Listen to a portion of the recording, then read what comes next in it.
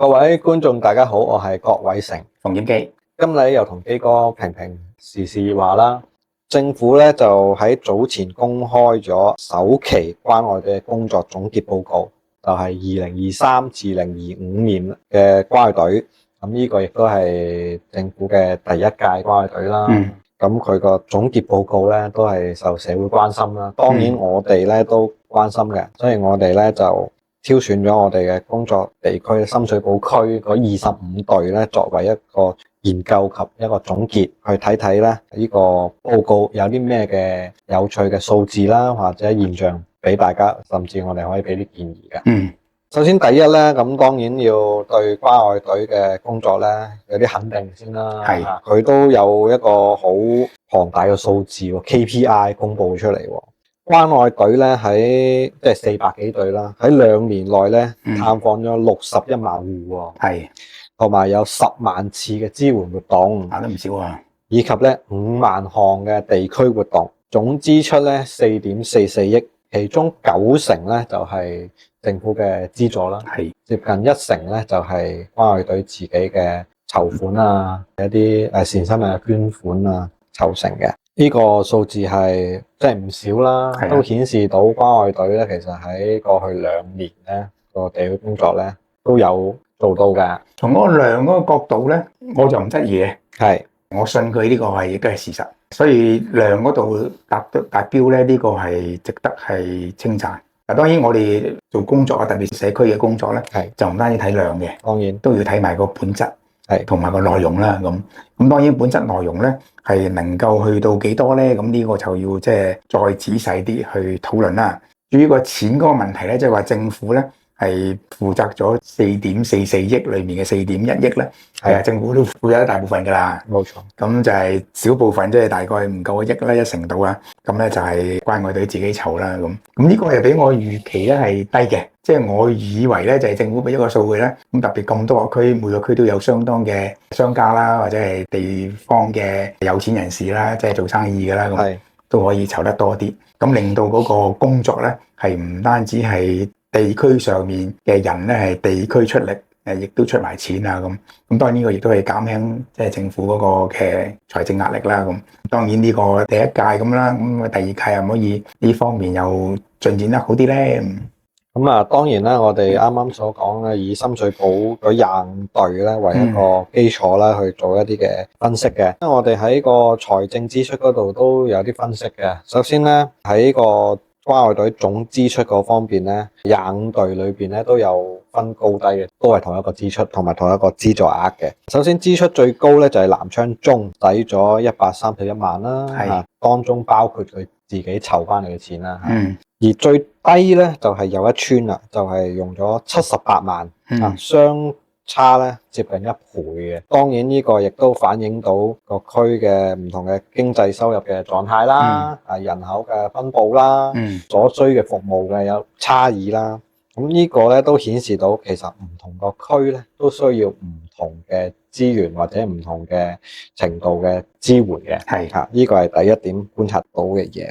第二咧就係其實唔同嘅區咧都有一個叫差額存在嘅。係，差額係咩意思咧？即係政府可能俾90蚊你，但係你實際咧用咗100蚊，咁當中咧有10蚊咧就係個差額啦。其中有25個區裏邊咧有21個小區咧需要所謂咧要貼錢營運啦。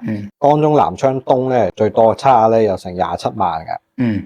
咁呢個咧當然又顯示到嗰個小區有好多有心人士喎，係好熱心咁啊！即使要貼錢都好，佢都係會付出嚟服務街坊。呢個第一個觀察。第二咧係咪嗰啲付出多啲嘅區咧係原來需要更加多政府資源咧？呢個係其中一個分析啦。咁其實呢2點咧都反映到其實係喺深水埗區裏邊咧，某啲區咧係需要更加多嘅支援，更加多嘅資源。而某啲區咧，好似有一村咁啦，即使佢用咗78萬咧，其實大多數咧都係攞嚟做一啲嘅乙類嘅服務嘅，即係例如似嘉年華啊、講座啊咁樣。而甲類嗰啲，例如家訪啊、突發事件嗰啲咧，就佔咗係好少比重嘅啫。我想再深化啲又一村嘅情況，係又一村咧總數用咗78萬啦。係喺78萬之中咧，其中有成50幾萬咧係用響長租、音響、佈置，有14萬咧係買保險。即係呢50幾萬加14萬咧，都起碼64萬啦，係咪？咁所以你78萬裏面64萬係做呢啲嘢，而呢啲嘢當然你話你嚟睇一次表演，你可以開心一晚夜，或者係鬆一口氣啊！咁日頭咁鬼辛苦工作嚟參加呢啲活動，有一個大家街坊之間嘅交往，有呢個嘅功能咁。但係喺60幾萬嘅物質上面咧，係去到一個有需要嘅人嘅手上面咯。冇錯啦，又一村就係一個極端情況啦，而呢個極端情況咧，其實喺深水埗區咧係普遍嘅。我哋經過計算咧，25隊裏邊咧有19隊咧都係乙類服務嘅開支高於甲類嘅。咁啱啱都講咗，甲類就係一啲嘅必要嘅服務啦，例如探訪啦、家訪啦、一啲嘅突發時嘅支援啦。乙類咧亦都啱啱所講啦，就係一啲所謂嘉年華娛樂性質嗰啲。25隊裏邊有19隊都高過喎，即係變相係接近80%咧，都係高過喎。而最極端咧，啱啱除咗講所講又一村之外咧，美孚中同美孚南咧，乙類嘅開支係甲類嘅9倍喎。哇！呢個亦都反映到咧，其實係咪某啲區佢有啲關愛隊咧，就係搏晒老命咁去服務一啲真正有需要嘅基層，例如劏房、單親、獨居、雙老等等。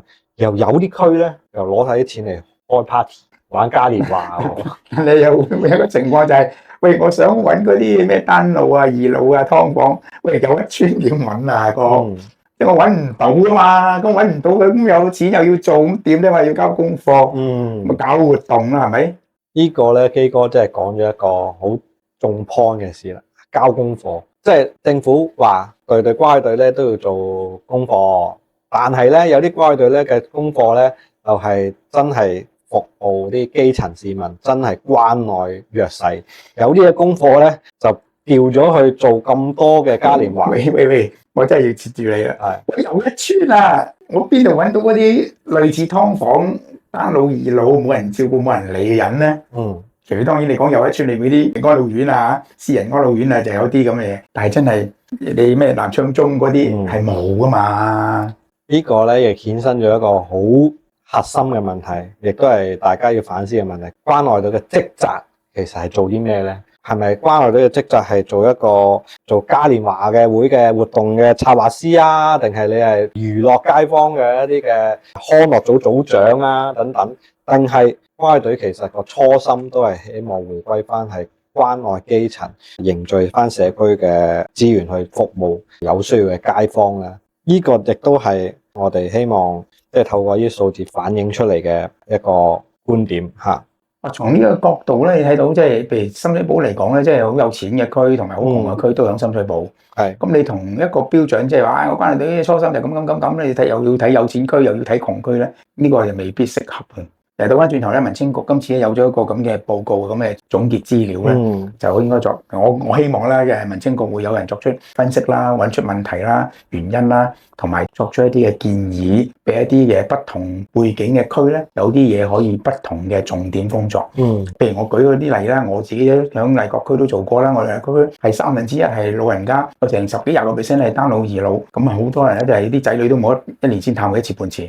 我曾經組織過一個義工隊咧。呢啲義工隊90%都係退休人士，不過都係中產以上嘅一啲人士，佢哋都有興趣可以落區做下一啲嘅探訪啊，幫下手咁樣。咁我曾經安排過佢哋咧去探呢啲單老二老，去嗰時佢都幾開心嘅，咁又甚至買埋啲禮物啊送俾嗰個老人家啦咁。咁但係去咗1次2次咧，第3次咧就已經咧呢班嘅有心人咧就開始唔去啦。即係原來1個月去1次咧，即係話如果我哋個個禮拜都要去嘅話咧，你要揾4堆人啦，係去輪流咁等佢1個月之後再先翻轉頭第一次。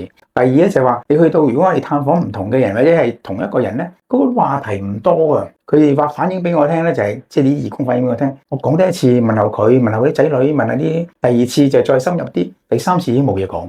咁原來咧，發覺一啲咁嘅我哋叫愛心式嘅義務工作咧，你要持續啊！即持續唔係1次，可能1個月甚至1年啦，咁誒會有呢啲面對嘅困難。所以我覺得民青局當你考慮搞關愛隊而係做呢類嘅群眾有問題嘅基層工作嘅時候咧，你要幫手考慮，唔係淨係考慮嗰個基層人士需要啲咩嘢。佢幫手服務嗰班義工，佢需要有啲咩基本嘅認識掌握，同埋佢點樣去令到佢嗰個嘅恆常每次都相似嘅工作變得有趣，變得係有意義，變得係可以刺激佢嗰種嘅熱誠。咁我覺得係咪喺呢咁嘅情況之下，民政局又可以考慮對關愛隊嘅一啲領導人，即係啲領袖級嘅人咧，係有一啲嘅培訓。係咁，當然呢個培訓咧，除咗講嗰啲頭先要問嘅問題之外，點樣去組織啲人咧，係可以每個禮拜不停咁流轉咁樣去做呢啲工作。第二個就對啲義工啊，作為關愛隊嘅組員義工，佢哋又咪定期有啲嘅嘢去新鮮下佢哋嘅腦筋，新鮮下佢哋經驗，新鮮下佢哋嗰個嘅對呢種服務嘅一啲味道咧咁。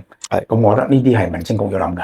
冇錯啦。咁啊，依家個關愛隊咧就開展緊第2期啦，撥嘅錢咧亦都其實都係增加咗添啊，比第1期。咁啊，期望咧喺總結咗第1期嘅報告之後咧，喺嗰個資源嘅配置上啊，或者你嘅活動嘅一個分配上咧，可以有一個改善啦。當然啊，每個區嘅區情唔同嘅，咁啊就住嗰個區需要嘅支援，精準地咧提出呢個介入啊支援咧係好重要嘅。另外咧就係啱啱所講嘅資源係咪需要再整合啦嚇？民政局定一啲嘅再進一步嘅規範，限定係咪某一啲嘅活動有個限額咧？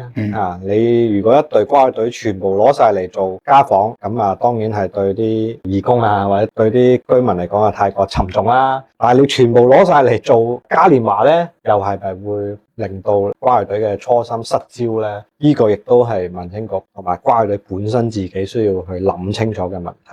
啱啱所講嘅嘉年華當然可以令到大家放輕鬆啦，玩一玩啦，但係係咪一定要用關愛隊，甚至係用政府俾關愛隊嘅錢去做咧？呢個係我哋值得深思嘅問題啦。咁我哋關於呢個關愛隊嘅深水埗篇咧，就係到呢度啦。未來咧，我哋對關愛隊亦都會有其他嘅研究報告咧，亦都有更加多嘅建議。咁啊喺未來咧會再同大家分享啦。咁我哋下條片再見啦，拜拜。